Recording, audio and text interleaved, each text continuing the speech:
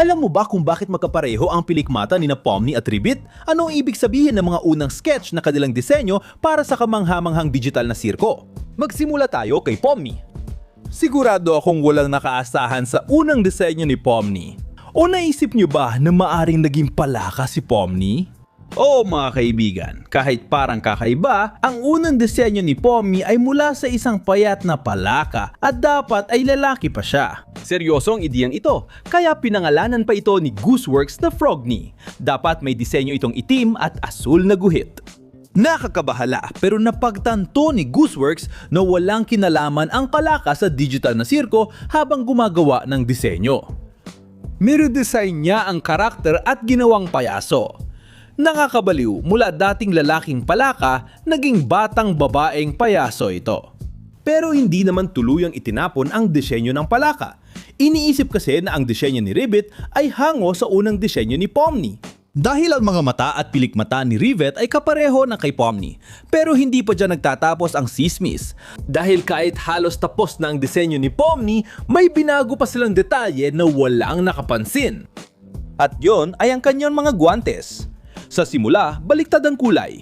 Sa kaliwang kamay niya ay pula at sa kanang kamay ay asul. Pagkatapos, nagpasya silang baliktarin ito para bumagay sa kanyang damit at sapatos. Sa pilot episode, makikita ang asul na guwantes sa kaliwa at pula sa kanan. Nakakatuwa na sa end credits ng episode na ito, makikita pa rin si Pomni gamit ang dating niyang disenyo bago nagbago. Alam niyo ba na si Kofmo ay orihinal na mas mahalaga sana sa kamanghamanghang digital na sirko? Hindi lang siya simpleng payasong na abstract at hanggang dun na lang. May plano talagang palakihin ang papel niya sa mga susunod na episode. Dahil sila ni Pomni ang dapat na maging pangunahing bida ng sirko na ito. Kaya si Kofmo ay isang payaso at si Pomni naman ay isang payasa. Mahusay silang kumakatawan sa digital na sirko. Ang orihinal niyang pangalan ay Kaufman. Makikita ito sa isang sketch kung saan tinawag siya ni Ragata sa pangalan na iyon. Dahil dito, napatunayan natin na mas malalim ang pagkakabuo sa kanya. Dahil nagawa na niya si Kofmo, napansin ni Gooseworks na parang parehong papel ang ginagampanan ni Jax at ng kawawang payaso. Nagpasya si Gooseworks na alisin si Kofmo at paratilihin si Jax kasi ang payaso ay magkakaroon sana ng kwentong katulad ng kay Jax. Si Jax ay karakter sa digital na sirko at nagkaroon ng pinakakakaibang pagbabago. Kung si Pomni ay dating lalaking palaka bago naging siya ngayon, si Jax naman ay orihinal na planong gawing dalagang babae. Oo, si Jax ay dapat sana babae.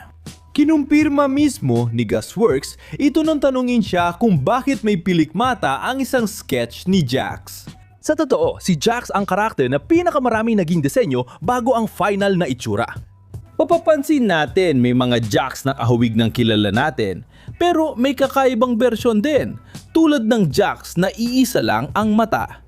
Pero gusto kong sabihin na hindi lang basta nakalimutan ang mga disenyong ito dahil sa episode 8 makikita natin si Jax na may isang mata, malayo ang tingin, katulad ng nasa sketch na ito.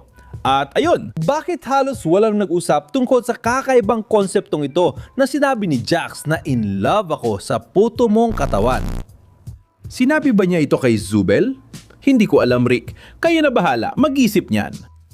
Sa totoo lang, para sa boses ni Jax, gusto ni Gooseworks na maging inspirasyon dito si Raggedy Andy. Tingnan mo, may mga pangalan tayo. Ikaw si Raggedy Ann, at ako naman si Andy. Pero ayaw ni Kovacs na gayahin ito ng eksakto, kaya dinadlagan niya ng mas siniko, mapangutya at bastos na tono. At doon ipinanganak ang hindi matiis na boses ni Jax. Hayun mga kaibigan, ang disenyo ng siraulong kuneho ay inspirasyon mula kay Poppy ng Poppy the Performer at kay Roger Rabbit. Si Ragata muntik nang hindi Ragata ang pangalan.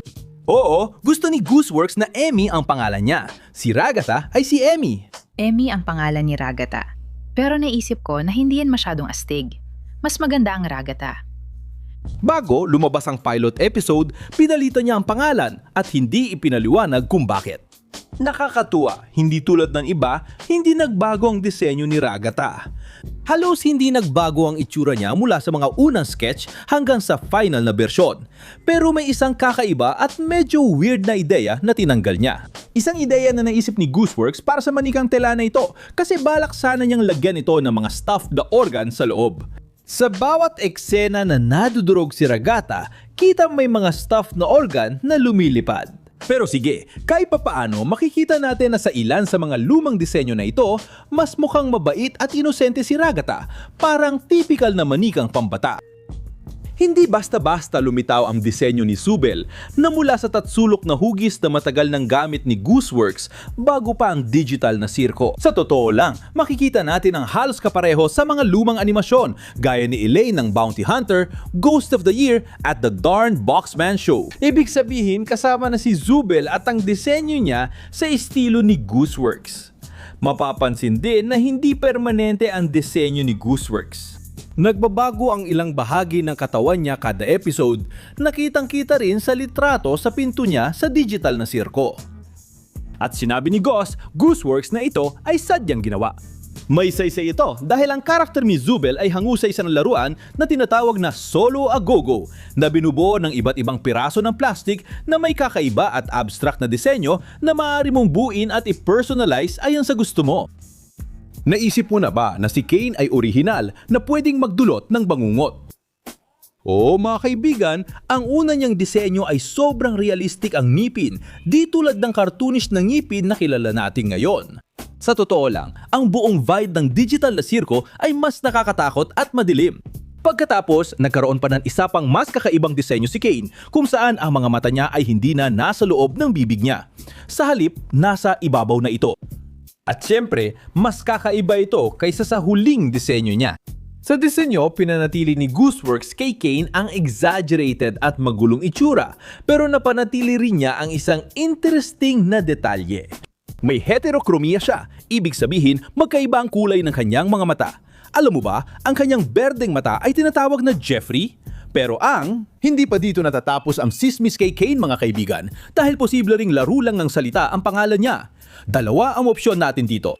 Maaring mula ito sa salitang kanino na nangangahulugang pangil o sa novocaina, gamot ng dentista para di ka masaktan pag binunutan ng ngipin. Para tapusin, minsan nagbiro si Gooseworks tungkol sa kahulugan ng mga letra sa pangalan ni Kane. Sabi niya, sa bersyon niya sa Ingles, ang ibig sabihin daw nito ay Creative as Insertion Newlywed Experience. Na sa Espanyol ay sinasaling bilang Experiencias de Recién Casados, con inserción creativa de trasero. Para sa akin, mas magandang tunog sa Espanyol kung ito ay kreasyon de aventuras e inserción de nalgadas experimentales. Kane. Alam ko na si Kinger ay mukhang inosente at palakaibigan sa digital na sirko, pero duda akong ganun din ang magiging tingin natin kung nakita natin ang orihinal niyang disenyo. Bagamat magkapareho ang disenyo, may kakaibang bersyon sa kanyang mga mata.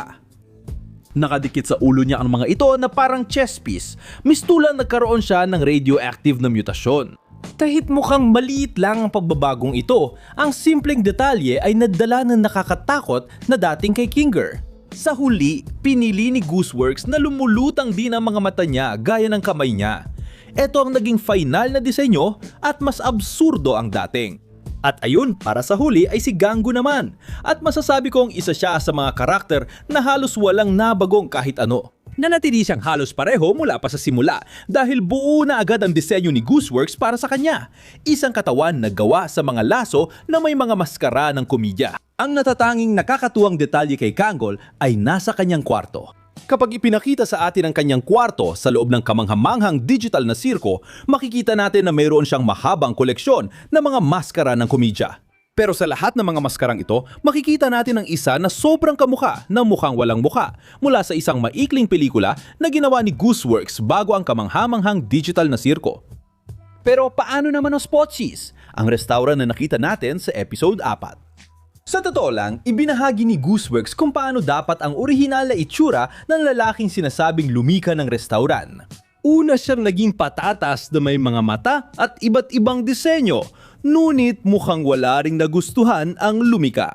Sa katunayan, sa isang post, sinabi mismo ng lumika na sa huli ay napagpasyahan niyang gawing kahawig ng koronel sa KFC ang karakter na ito. Ibinahagi rin niya kung ano ang itsura ng opisyal na mapa ng restaurant ng Spotsis. Dito makikita natin na ang Spotsis ay ginaya mula sa isang McDonald's kung saan dati nang nagtrabaho si Gooseworks.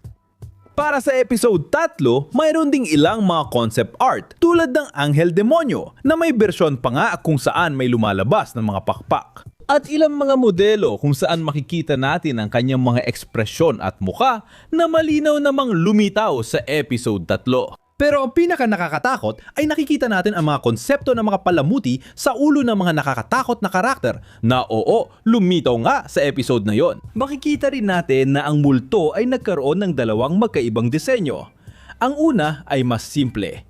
Ang nasa gitna ang siyang tuluyang ginamit sa episode at ang pangatlo ay isang reference sa meme na yung lalaking maitimang balat na nagtatago sa dilim at namingiti. Sa huli mga kaibigan, alam nyo ba lahat ng ito tungkol sa mga disenyo ng kamahamahang digital na sirko? Magkikita-kita tayo sa mga komento.